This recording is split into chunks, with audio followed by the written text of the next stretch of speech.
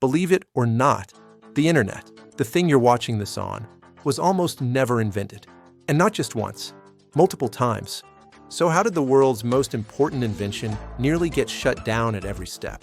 Buckle up. Behind every moment lies a scientific wonder. I'm Kale, and welcome to SciCurios, where curiosity meets science. Our story begins with psychologist turned computer scientist J.C.R. Licklider, who, in the early 60s, imagined a galactic network where computers could talk to each other. The reaction? Mostly confusion. Some colleagues responded with the academic equivalent of, "Bro, what?" Yet Licklider's vision was the seed. But it almost died immediately because computing power back then was weaker than your smartwatch. Enter the Cold War. The US needed a communication system that didn't collapse if, bad things happened. Enter Baran at Rand, who proposed packet switching, a method of chopping messages into digital chunks. Military officials initially rejected his idea, calling it too experimental.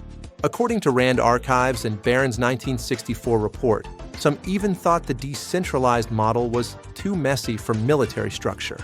Irony level, maximum. ARPANET, the first real internet prototype, launched in 1969.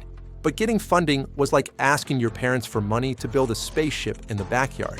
Internal memos, cited in Where Wizards Stay Up Late, show that even ARPA leadership doubted the project. At several points, funding was days away from being chopped.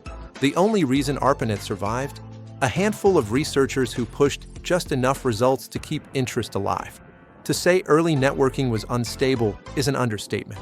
Computers crashed constantly, network interfaces failed, and modems screamed like haunted fax machines. The legendary first ARPANET message was supposed to say login, but the system crashed at LO. Yes, the internet's first message was literally LO, as documented by UCLA's Leonard Kleinrock. And many officials didn't want to fund a project that crashed after 2 letters. In the 1970s, Vince Cerf and Bob Kahn introduced TCP/IP, the rules that allow networks to communicate today. But here's the plot twist. The internet almost lost to competing network standards like X.25 and later the OSI model. According to IEEE historical records, governments and telecom companies nearly chose X.25 instead.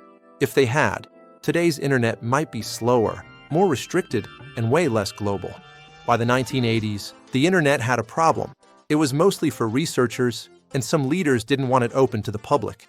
INSFnet, funded by the U.S. National Science Foundation, tried to expand access, but political debates nearly shut that down too. NSF archives show intense pushback over whether commercial traffic should be allowed. If the restrictive groups had won, the internet might still be an academic tool today. It survived because of a bizarre combination of persistence, luck, academic passion, Cold War pressure, and, let's be honest, some stubborn geniuses who refused to give up. The internet wasn't inevitable. It was a series of near misses. So next time your Wi-Fi drops, remember, that's nothing compared to the fact that the entire system nearly didn't exist in the first place. What do you think the world would look like today if the internet had never been invented? Tell us in the comments. And subscribe for more SciCurious stories. Science is everywhere if you just know where to look. Thanks for watching SciCurious. Until next time.